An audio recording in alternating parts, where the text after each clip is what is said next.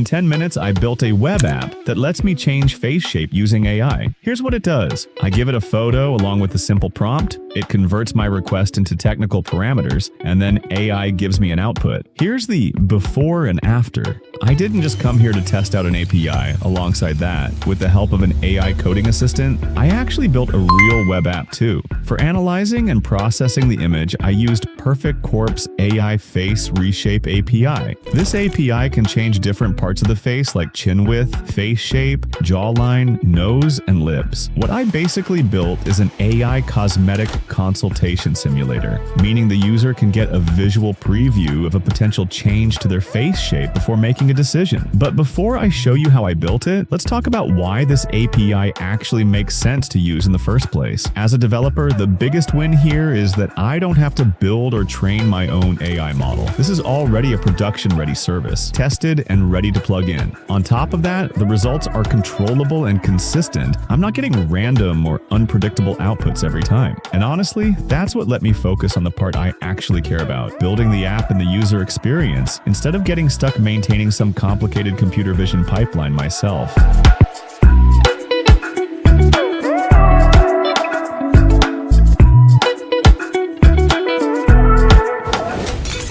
Now, before all that, first I go to the link I put in the description and go into the playground section of YouCam API itself. I open up the face reshaping feature and test it out there. Here, after creating the API, I can upload a photo and adjust the parameters on it and ask it to apply the changes, like changing the jaw angle, chin width, or nose size. And I can even factor in skin changes too. After that, I run the test, and here's the result. It did a nice job doing exactly what I asked for. To make sure that I could also view the before and after with a button. Along with giving me the test result, it also gave me ready-made code for languages like Node.js, JavaScript, and Python. So what's this good for? Instead of asking the AI coding assistant to guess at the API structure, I hand it the actual real information and the service's official code so it can easily design the app for me. So now I take the same payload and Node.js code and give it to the AI coding assistant and ask it to build me a web app using Next.js and TypeScript. The reason I chose Next.js is that in one project we get both the front-end UI and the ability to build server-side routes. That way we don't need to set up a separate backend just to keep the API key and handle communication with Perfect Corp. In the prompt, I specify exactly that the user should be able to upload their own photo, write their request in plain language, choose the intensity of the change, and finally see the result as before and after. So now I open up GPT and send it all of this. Now here's the important part. I make sure to tell GPT it absolutely needs to build a backend too, because the API key shouldn't sit inside the front end. Otherwise, anyone could access it and use the account. I give it the explanation, and now GPT starts putting together the project structure. The project gets built with Next.js and TypeScript, and inside it, there's a section for uploading the input photo, entering the prompt, selecting intensity, choosing the processing mode, and displaying the result. Once the code is ready, I run the project on my system. After installing the project and running it, here's the output of the web app I built. In this version, the UI is all set up. I can upload a photo, write my request, and specify the intensity of the change, what should change and how much. Here I upload my photo, and in the prompt I write, make my jaw a bit narrower and make the jawline more defined, but keep the result natural. Now the program has to convert this simple sentence into technical API parameters, meaning when I talk about narrowing the face, the program understands it needs to adjust the face width parameter, and when I say make the jawline more defined, it adjusts the jaw parameter. For the result to be proportional, the amount of these changes also depends on the mode I selected. This setup is way better, and why? Because it means the user doesn't have to deal with numbers and technical parameter names themselves. They just say what they want, and the program handles the rest. Something I personally wanted to see in the app was that sense of realness, like showing a loading state during processing, checking the type and size of the photo, showing error messages, and the ability to compare the original image with the final result. Of course, not everything worked perfectly on the first output either. In the first version, there was an issue with the image upload section. The photo wasn't displaying inside the app. I explained the problem to GPT and asked it to review the code related to file selection and photo preview. We fixed the code, ran the project again, and this time the image upload worked correctly. Things aren't going to go perfectly right from the very first try. Sometimes stuff like this comes up too. Now let's go run an actual real test of the app. I upload my photo, write my prompt, specify the intensity, and after a few seconds, photos. Here's the output. This is the original photo, and this is the output that AI created. Just like that, in a really short amount of time, I managed to build a web app. Starting from the same version, I could use it for personal use, and by adding features like